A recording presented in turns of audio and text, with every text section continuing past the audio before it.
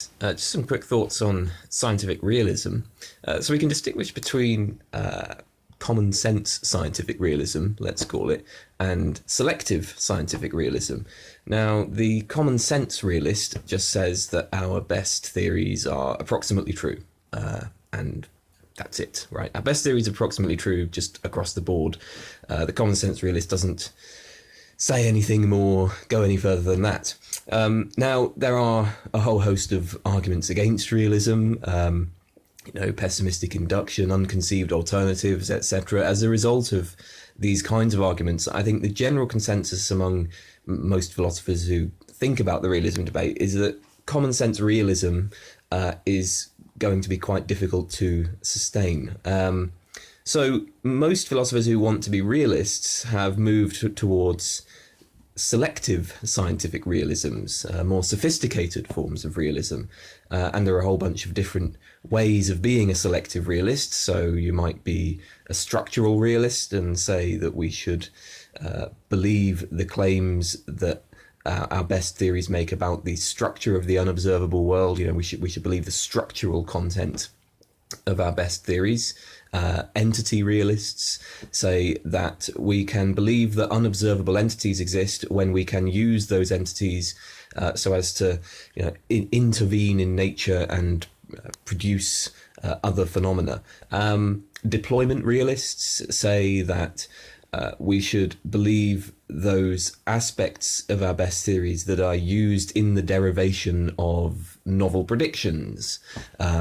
So, something like the ether in 19th century theories of light, that was not used in the derivation of a novel prediction, or so a deployment realist would claim. It's an idle wheel rather than a working posit of the theory.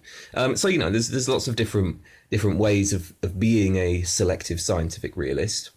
But my question is, as if you are, as an individual, a selective scientific realist, what can you actually believe, right? How much can you actually believe? So if you imagine a standard common sense realist picking up a textbook on science, or watching a documentary about science, it's pretty obvious what they believe. They just believe that they're reading basically correct descriptions of the world. When the common sense realist picks up a textbook on biology, they think that they believe what they read, and they believe that it's at least sort of approximately true. I mean, obviously, I think everybody's aware that we don't have the full truth, the complete truth, but the common sense realist thinks, basically everything I'm reading is approximately true.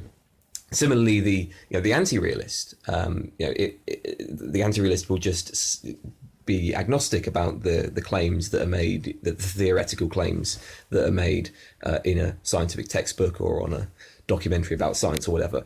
But what about a selective realist? Well, the selective realist, it seems to me, has essentially a whole lot more work to do before they can form any beliefs. So when a selective realist reads a textbook on biology, she can't just believe what the textbook says about the biological world. She's got a whole lot more work to do to figure out exactly which parts of it are worthy of belief. So if she's a structural realist, for example, she's going to have to work out exactly what exactly is the structural content of the theoretical claims that she's reading. I mean, similarly, if she's an entity realist, she's going to have to work out, well, what are the unobservable entities that we manipulate, that biologists manipulate in order to intervene in other processes. I mean, Ian Hacking, actually, who was the originator of entity realism, of this kind of entity realism, he said that he became an entity realist after he actually worked with scientists in a laboratory, after he saw what scientists were doing in a laboratory, and so then he had a very good idea of just which entities scientists thought they were manipulating, and just how much you had to believe about those entities, in order to use them as tools for manipulating things. So, I mean, is that the kind of work that that an entity realist needs to do? And does the entity realist need to, work with scientists in a laboratory? I mean, maybe she doesn't need to do that much work, but still, I mean, the point is that, like, there's a lot more you're going to have to do if you're any kind of selective realist before you can have any beliefs, right? So when you pick up a scientific textbook, or when you want to learn about a science for the first time, you're basically going to have to suspend judgment about everything you read, until you're in a position to evaluate, well, what counts as the structural content, or which aspects of these theoretical claims were used in the derivation of novel predictions, and that's going to require a hell of a lot of work.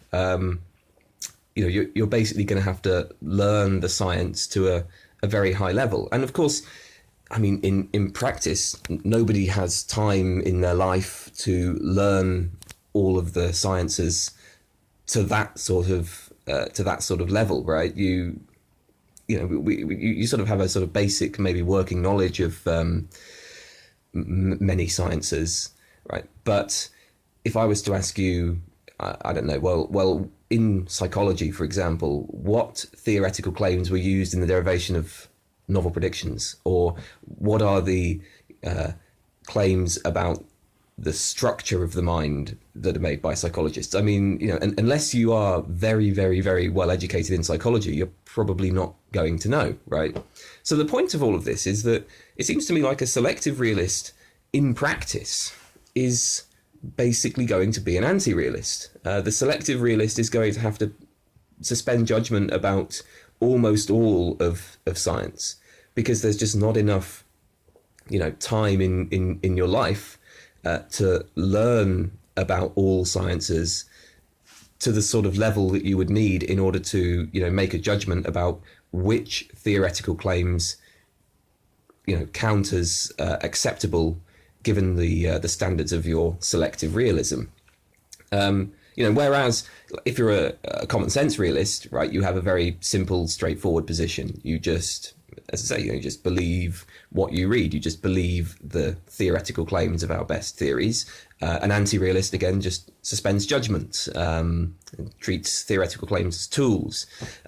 So those positions are sort of easy to hold. Whereas structural realism, entity realism, deployment realism, they're not so easy, and they require a lot of work. And it seems to me that, as I say, in practice, a selective realist is basically going to be an anti-realist. They're going to have to just suspend judgment about almost all scientific claims. So I guess then the point of all this is just that I wonder if there might be an argument for anti-realism that goes like this. Basically, most parties to the debate now agree that common sense realism isn't going to work, right? That if you're going to be a realist, you should be a selective realist. But selective realism in practice is basically just anti-realism. A selective realist can't believe anything, can't believe hardly anything that they actually read about science. They're going to have to suspend judgment about almost everything. So in practice, you end up basically being an anti-realist. So given those two facts, anti-realism is the more attractive option. Anyway, that's all.